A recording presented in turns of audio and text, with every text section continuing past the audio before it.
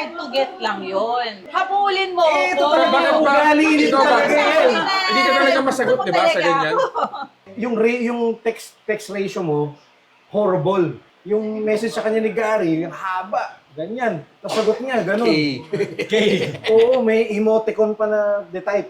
Kasi kailangan, pag interesado ka, ang sagot mo dyan, yung magre-require ng reply. 1:1 ratio. Hindi naman kailangan. Pero kailangan, sumagot siya dun sa mensahe mo. Kasi pag sinagot mo ng okay, edi pwedeng, okay, tapos na to. Nambibit ka rin ng more conversation. Oo. Talaga? Ano pa mga kwento mo? Ganun. Ano? Ngayon. Kukwento si Papa Gary ng tukol sa motor o bike. Tapos sagot mo, hihi.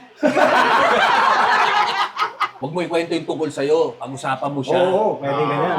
Di ba may Facebook, di ba may mga paboritong libro yan? Hindi ka naman nagbabasa. Paborito mo, Tuesdays with Maury, Basa. Google mo lang. Basa ko yung ano lang. Summary lang. Summary lang, bold lang. Bold. Alam mo ba? Paborito ko rin libro yan. Don't be yourself.